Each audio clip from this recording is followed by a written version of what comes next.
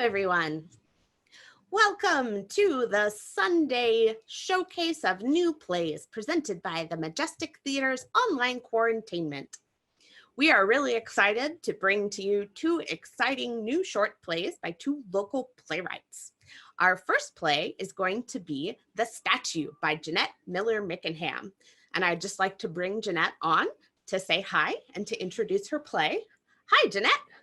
Hi. Hey, everybody. Thank you so much for joining us. My name is Jeannette Miller Mickenham, and I have written a short play called The Statue.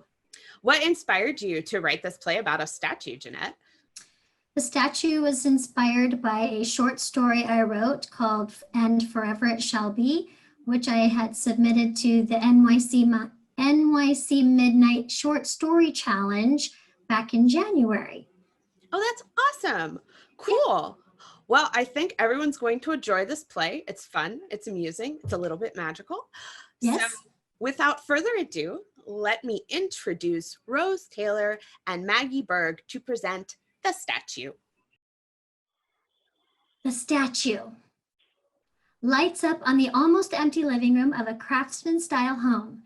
The lower half of the walls are dark wood, while the upper half of the walls are buttery cream. There are dark wood floors throughout. Stage right is a half-wall built-in bookcase which leads to the kitchen. Upstage center is a staircase tucked along the wall leading to the second floor. Stage left is a large wood front door with stained glass window near the top. The door is wide open. There are a few boxes stacked near the bottom of the staircase. It is late afternoon, not quite dusk. Sydney, a hopeless romantic, is helping her best friend Claire, a woman of cynical nature, move. Sydney enters from the front door as Claire enters from the kitchen. Claire is carrying an open box with the top portion of a statue sticking out. She sets the box on top of the boxes near the stairs. Well, that's the last of it, except for the boxes there. Great. Yeah, these will be picked up tomorrow. I'm donating all of it to the secondhand store across town. Oh, I can take them, drop them off on my way if that works better for you. I mean, I hate for you to have to keep coming back here after everything, you know. Sure. Why not? That would be fantastic, Sid. You're a great friend. I couldn't have gotten through this without you. Oh, I know. Sydney walks to the boxes and sees the statue sticking out of the top. She grabs the statue, looks at it closely, then looks at Claire. Claire, why is this statue in the donation box? What do you mean? I mean, why is this statue in the donation box? This particular statue, you put it in a box to donate. I don't know. You can't just throw away the statue. I'm not. I'm donating it. Same thing, Claire. Sid, calm down. It's just a statue. But no, Sid, it's a statue. We got it as a gift when Craig and I got married. I put it away in the attic after the decorator told me it didn't fit in with the new mood of the house. You redecorated 2 years ago. Are you saying the statue has been in the attic the last 2 years? Oh my God. Why are you so hysterical about this dumb statue? Don't you know the story behind it? The reason it's so important and why you should never throw it away, give it away, or pack it in a box in the attic. How much caffeine have you had today? I'm serious, Claire. Do you know the story of the statue? I have a feeling you're about to tell me. Yes, I am.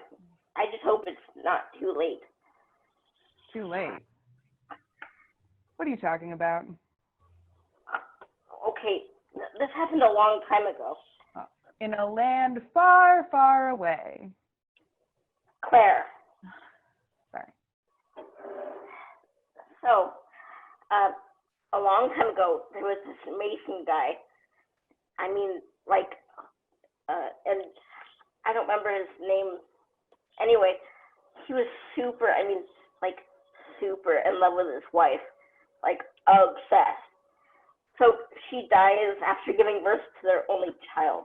Oh my God. After giving birth to their only child.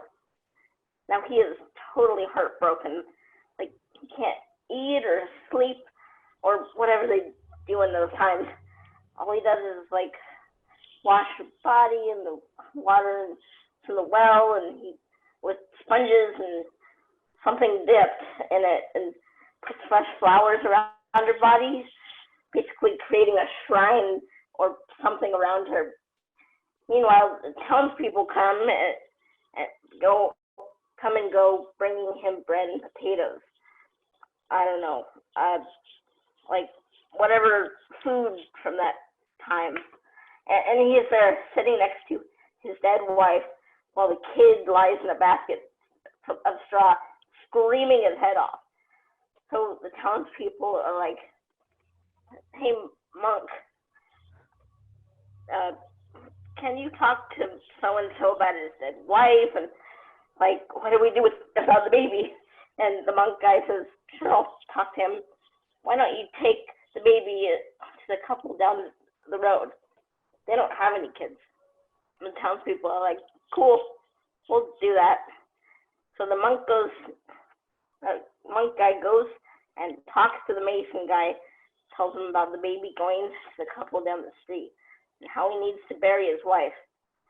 It's a health hazard. I mean, I'm sure she probably died of infection or, after childbirth. And I mean, she's dead and he keeps touching her. That can't be good. Anyway, so the monk guy convinces him to bury her. And the townspeople help. And the monk says, "Hey, you're a stonemason. Why don't you make a statue of your dead wife? That way you can still look at her every day." The Mason guy says, "Okay." He's pretty heartbroken, but Hey, how long is this story? I'm getting there. Geez. Okay. So the Mason guy pretty much tried to carve a statue of his wife, but every time he gets close, he like just crying again and stuff, and he throws the stone on the ground. Then it's like a year later, or almost a year, or wait, I think it's like the actual night of the anniversary of her being buried. Sid. Yeah, so the statue is done. He's a wreck, like super skinny and depressed. He looks into her eyes, her statue eyes, and says, "I will love you forever." He hugs her and starts to cry. But then his tears fall on her face, and she comes to life. Yes, she comes to life. She tells him she's come back for him. He's scared, but she convinces him. So they hug again, and this time they kiss. And when he cries again, the salt from his tears turns him into stone, linking them together forever in a kiss, like the statue. Great. No, it's a great story. A little too fairy tale for me. And I'm not sure how it pertains to me and the attic, but... Claire, there's more to it. Oh, goody. I suppose you're going to tell me the more part. Good thing I love you. Yes. Okay, so yeah, the statue thing is, the statue is supposed to bring you good luck. or like bless the marriage or something. When someone gives it to you, you're supposed to keep it somewhere it can watch over you and remind you of your love. Where did you keep it? I mean, before the attic. We had it in the bedroom. The bedroom? Yeah, the bedroom. Why? What? What was the one room that did not get redecorated? The bedroom. Yes. So why did she need you to box it up to the attic? Who cares if it didn't match? No one would see it except for you and... Oh my gosh. What? That person who shall remain nameless wanted you to put it away so Craig couldn't see the statue and be reminded of his love for you. Oh my gosh. It makes total sense now. Are you saying the decorator knew about the power of the statue, got me to pack it away so she could steal Craig from me?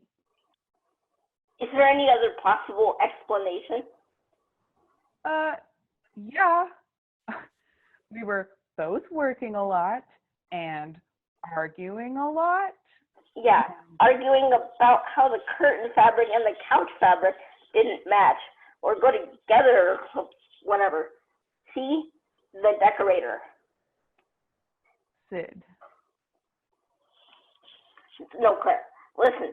You and Craig were like the same person. You liked the same things, no matter what. It didn't matter. It was like, it could be anything. And you would both have the same opinion. Boring, actually. Anyway, when she came over and got you to pack the statue away, then you never agreed on anything. But if you think back, your house looked more like the life she wanted with Craig, not the life you wanted.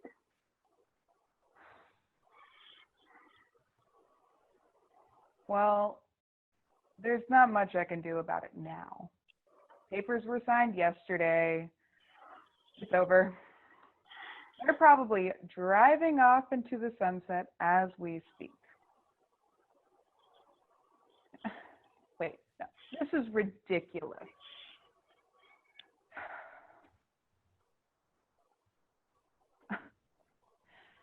The statue was made in Taiwan. Well, it isn't the actual statue. I mean... Well, Sid, look, I get what you're trying to do. You're so sweet. I wanted Craig and I to be together forever, too. It just didn't work out. It sucks. But I know you don't believe in the statue thing, but maybe it... Maybe nothing.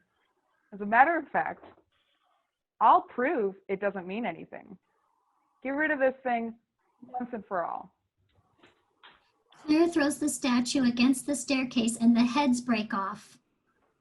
Oh my gosh. Sydney rushes to the pieces and tries to put them back together. It's broken. Oh no, this is bad. This is really bad. Sydney, you're being ridiculous. Call Craig. What? Call Craig. We need to know if he's okay. Now I know you're crazy. You're taking this too far. Now, Claire, please, just call him. If he answers and he's fine, I'll drop it. Not you. Never drop you. I have some glue at home. Please, Claire. Okay, Sid, if it makes you feel better. Claire dials the phone, listens for a few seconds, and hangs up. He didn't answer. See? Sid, he's probably driving. I told you, he's fine. I'm sure he's fine.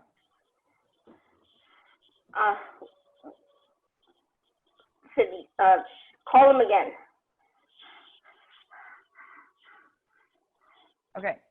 Okay. Claire dials the phone. She listens and the call gets picked up. Hello? Yes, hi. I'm calling for Craig. Who's this? Oh. I see. I'm his wife. Well, I'm ex-wife. We just got divorced yesterday. What? Oh, no. Yeah, yes, of course. I can come down tomorrow. Thank you. Claire hangs up the phone. Sydney has stopped pacing and is turned toward Claire. Claire turns to Sydney. Oh, who was that? Who are you talking to? Claire. It's Craig. He and an unidentified woman were just in a car accident. Probably the decorator. Are they okay?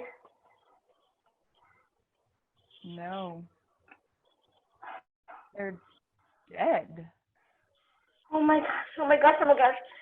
Oh, maybe if I glue them. Sid, you were right. The statue is magic. I don't think gluing it back together will save it now, though. Claire, They may come back as zombies or something. Claire, you're mean. Can't believe you did that to me. I got you, though. Didn't I? Magic statue. I mean, really? You set for yourself up for these things. Still, you shouldn't do that. What if something really bad happened to them? Well, maybe we should glue it back together and give it to them as a gift. Yes. And blackout.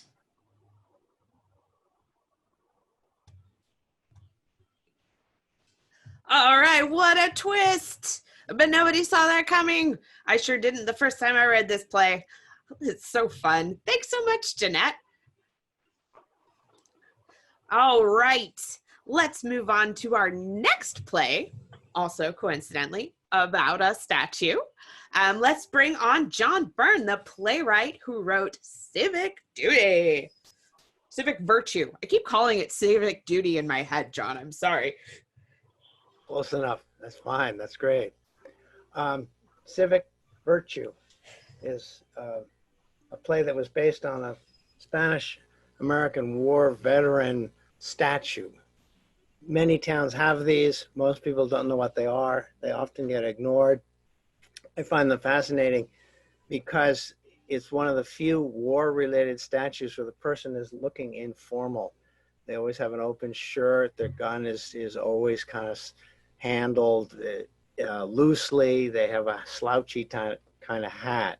They look much more real than any of the other things that you find in these memorials.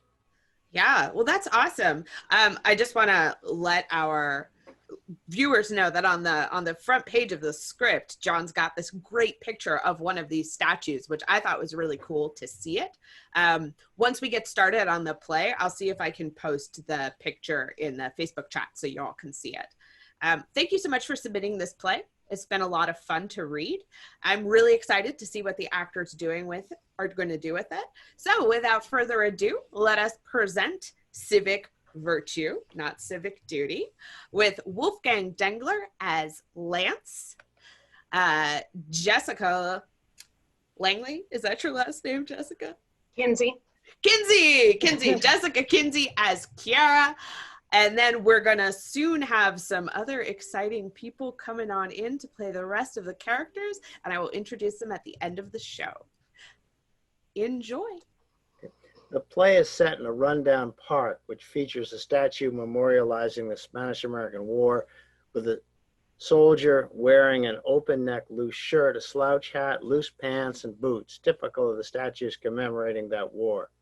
The soldier is carrying a rifle in a negligent fashion and has a large cartridge belt around the waist.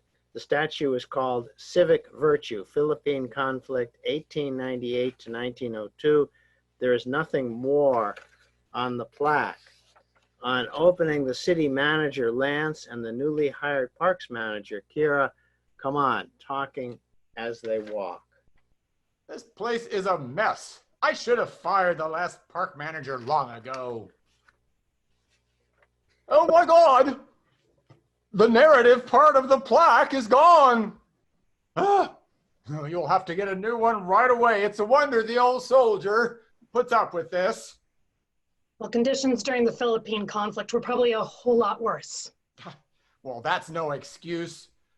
I'm responsible for modern day Troy, Washington, not turn of the last century Manila. And your top priority is to get this place cleaned up pronto.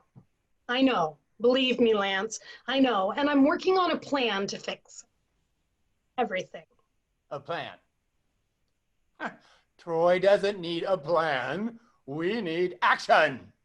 I'm moving as fast as I can, Lance. This is my first week as park director. Kara, nobody asked you to leave that dink town you worked in and apply for this job. So if it feels like it's more than they think you can't do it. I can do the job. And it does take time to turn things around. And my name is pronounced Kira, not Kara. Yeah, well, whatever. Now, remember, whether you're city manager like me or a bureaucrat like you never get to say can't. I'm not sure you understand that. In fact, I'm not sure that you understand the urgency of this situation.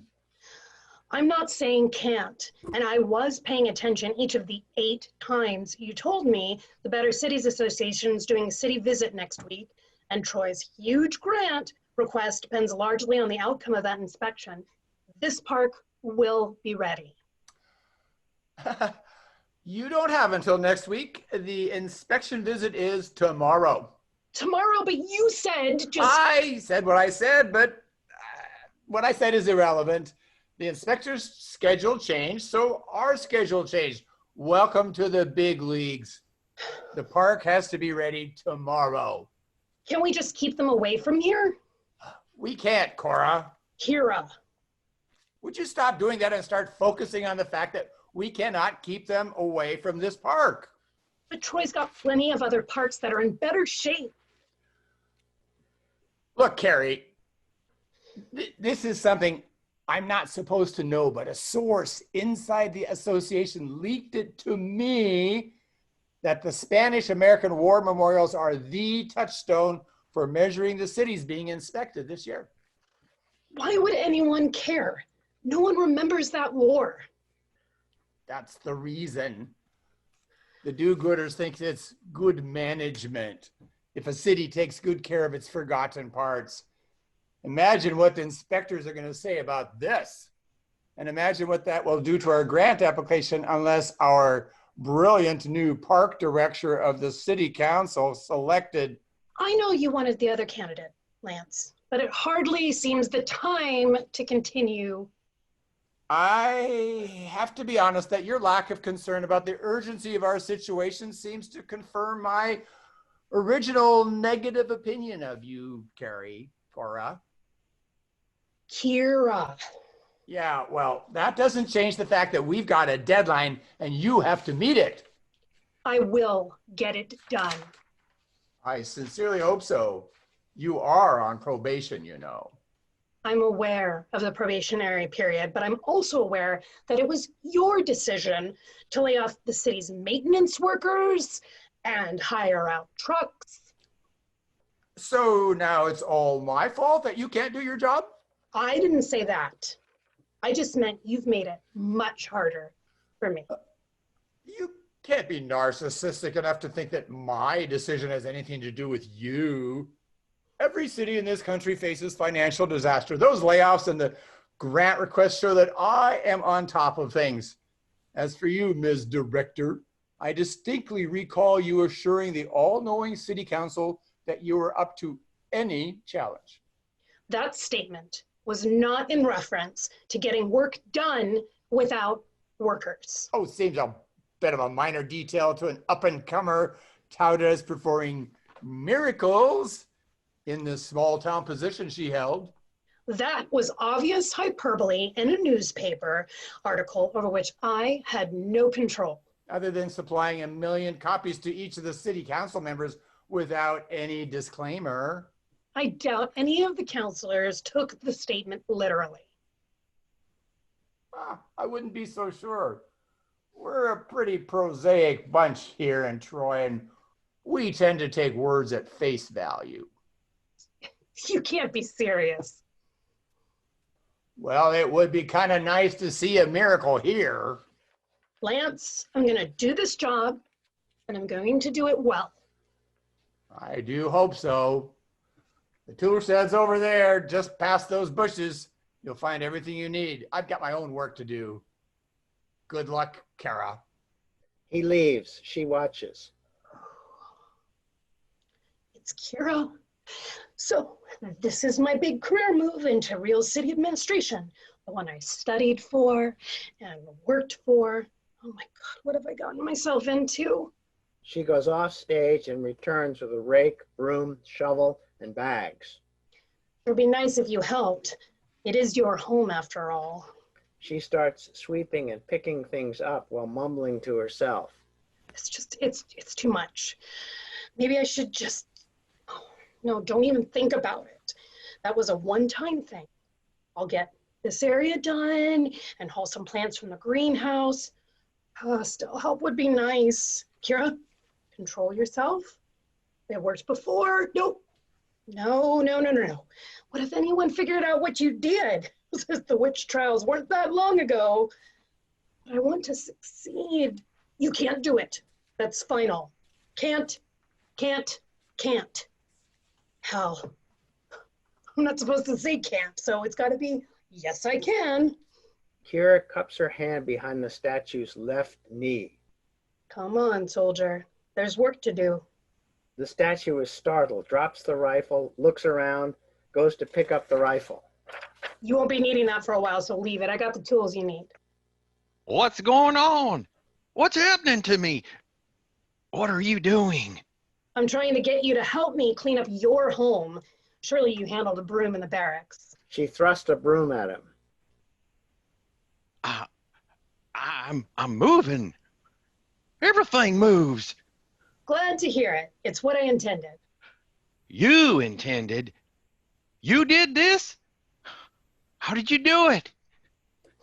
A hand around your knee. Seems to work. Now, hop down. Oh, that doesn't quite explain the how of it. I'm more interested in the why of it, which is to get your help with a big job. I need to know more. This is all too strange. I'll explain everything as we work, and I'll get you back up there in no time. We simply have to clean this place up pronto, or you may get melted down to pay off the city debts, and I will get fired. You don't want that, do you? So come on off there. Melted down? That's what you're looking at. Oh, I don't want that. Then get down here and give me a hand. She gives him a hand to get off. Oh, I'm stiff. You'll loosen up. It's been a long time since I know, I understand, but we got work to do. Now, sweep all that trash together over there, and I'll do it over here. She moves away, he doesn't. Don't just stand there. You're awfully pushy. Okay, you're right. I'm sorry. I'm just I'm kind of frazzled. Frazzled? Anxious. That's how I feel. And I don't even know how in the There's world. really not much to know. And don't you start thinking now. Just consider me your commanding officer and get to work. Sweeping up this debris?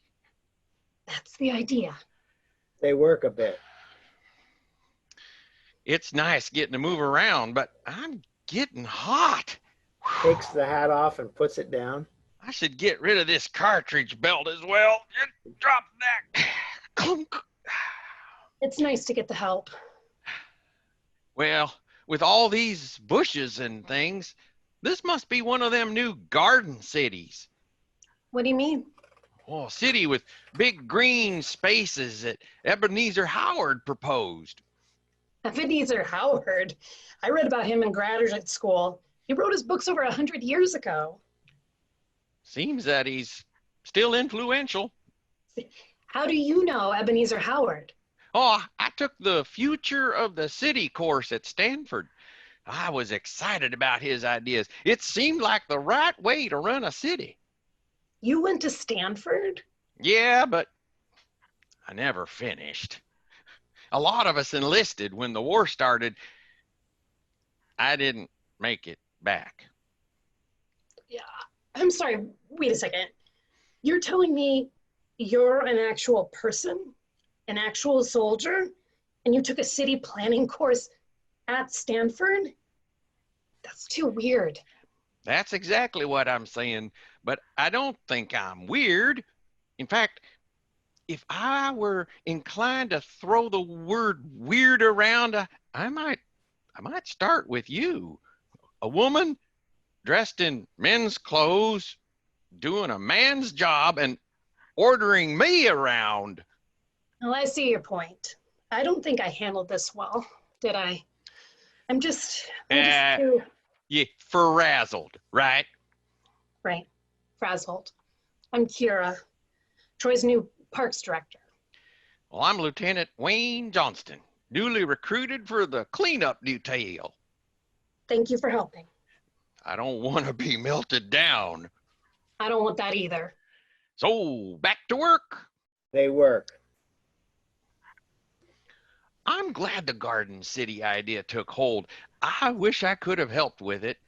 I loved the whole idea. The cities I knew were awful, crowded and dirty. Well, you're helping with the idea now.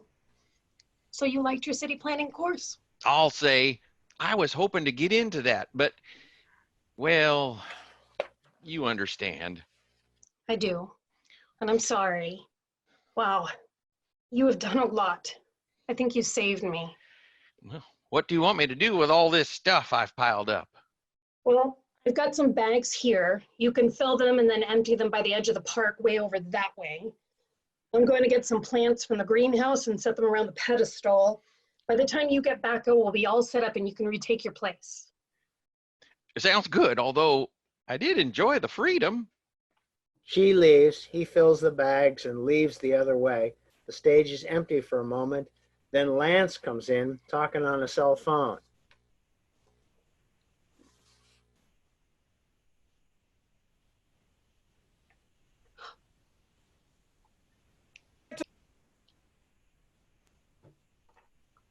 Element 12th. You can't miss it. See you in a few minutes. Damn! Gory!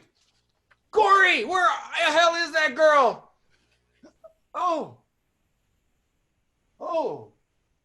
Oh, she cleaned it up nicely. Oh my God. Where's the statue? Lance, Kira what are comes you back with doing here? plants.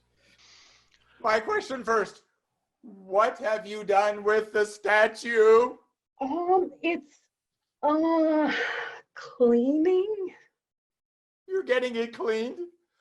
They're coming in 2 minutes and you took the statue away. What were you thinking of?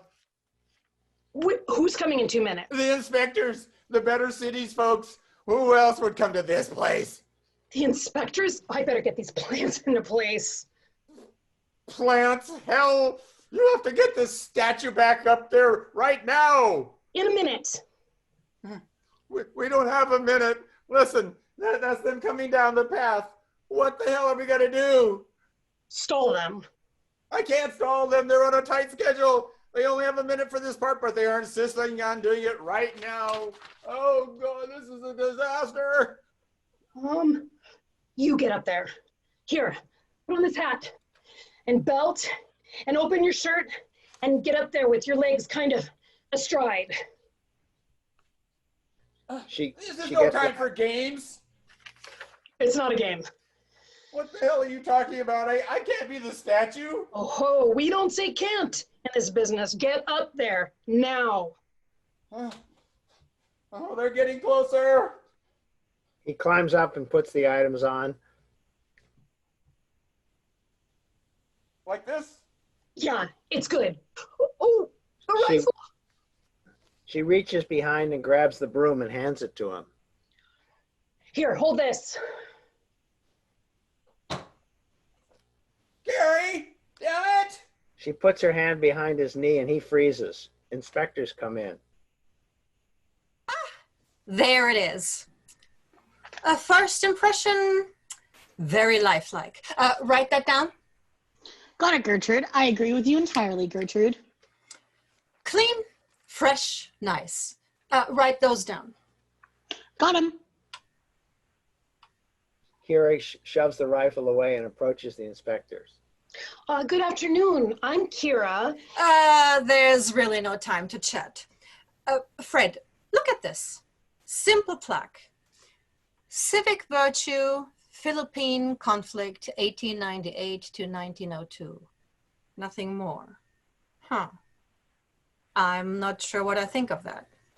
I'm not sure what I think of it either. Should I write that down, Gertrude? Not yet, Fred. Let us absorb it and let it fill our beings. Yes, Gertrude. Good idea, Gertrude. I will do that, Gertrude. The soldier comes back unseen. Kira waving him away, trying to whisper, Away. You speaking to me? No, there was just a bug. Bugs are rather to be expected in the park. Good observation, Fred. Yes, of course. If I can answer any questions that you may. Gertrude, that's a broom in the statue's hands. I am aware of that broom, Fred. I am not yet certain what my opinion is about that broom, so it's best not to be mentioned quite yet. Perhaps we should ask this local woman. We are experts, Fred, and as experts, we are to judge the city from appearances as we see them. Remember that. Whatever that woman might say could only taint the purity of our judgment. You are absolutely right, Gertrude. You do realize, Fred, that even during the fighting, soldiers and civilians worked to improve the lot of the poor Filipinos by building and staffing schools where there had been none before, by draining swamps and by starting sanitation projects. I didn't know that, Gertrude. I only knew about the fighting. Yes, and almost everyone else in this desperately ignorant day and age. I appreciate you telling me, Gertrude, but I'm not understanding the relevance. Must I explain everything? This statue has obviously been redone to reflect both roles of young Americans, fighting and improving, redone in a subtle, respectful way. The city skews a lengthy discussion on the pedestal and names the statues simply and elegantly Civic Virtue, leaving it up to each visitor to develop the proper understanding. It is more than clear that Troy appreciates the true legacy of that war and honors all the sacrifices made during it. Down, Fred, and write down that this is the best and best kept monument we have seen so far. I am impressed, very impressed. Should I write that down, Gertrude? Of course, Fred. It was a pleasure to do this inspection. I congratulate your city, although I must say that your city's brilliance comes as a bit of a surprise. And now, Fred, let us be off to the next one, although I am sure it will be a disappointment after this marvel. They leave, the soldier comes out. What was that all about? About not getting melted down. That's a relief. But where did you get this statue? I'll tell you later, but we still have some more work to do. Would you mind going to the greenhouse that way and bringing back like 2 or 3 more potted plants? Not at all. But well, what about him up Later, there? later. I'll explain all. Now go. The soldier leaves. All right, boss, wake up. She cups her hand around his left knee. Oh, I was in some kind of a trance. Are they coming? They have come and gone. I never saw them. What did they do? They examined the area and they examined you closely, and they loved it all. This is the best and by far the best kept monument you've seen. That's exactly what they said. So I did it!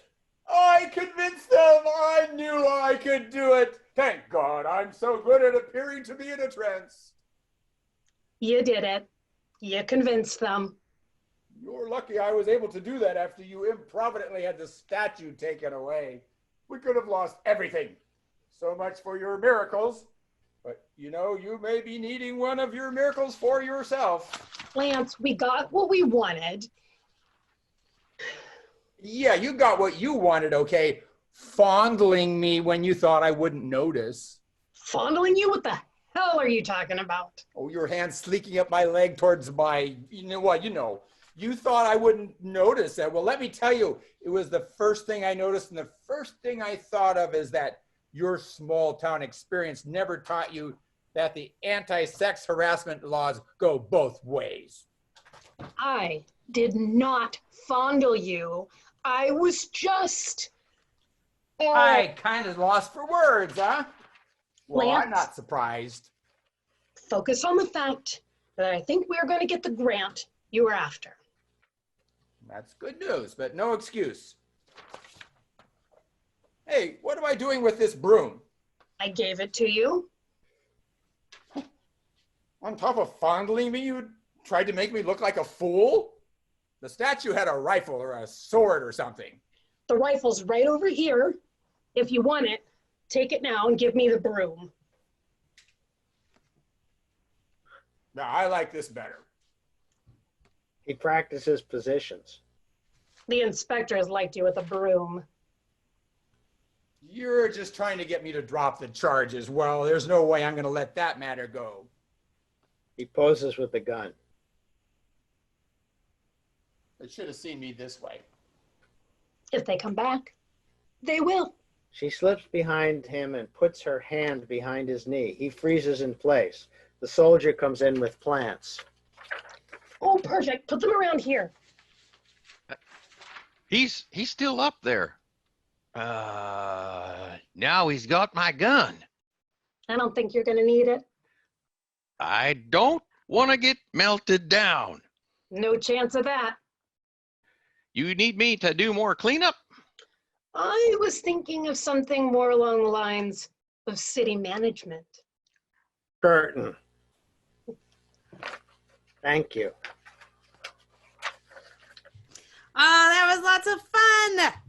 I really like that play. Magical statues. All right, let's bring everybody on for some virtual bows. And this time I actually have the cast list in front of me, so I can read everybody's names instead of forgetting them. All right. We had the lovely Rose Taylor as Sydney, the amazing Maggie Bird as Claire. We had Wolfgang Dengler as Lance, Jessica Kinsey as Kiara, Jeff Martin as the soldier, Angeliki de Morgan as Gertrude, and Alessandri Wachowski as Fred. Thank you. Sorry. Sorry. It wouldn't be me if I didn't get at least one name wrong in the list. It's okay. And a hand for Rachel. Oh, And thank for you Rachel. all. I'm so glad everybody had fun today, actors, playwrights, and audience. Please join us next Friday for our Friday Night Funny, when Michael Winder and Dory Board will present several hilarious comedy sketches. And also, don't forget to sign up for Iron Thespian COVID Clash, which is our 24-hour play project, which will occur next weekend. You can find the sign-up link on our Facebook page. Thank you so very much for attending today's new play showcase, and we'll be back again with some more new plays next Sunday. Have an awesome day. Bye.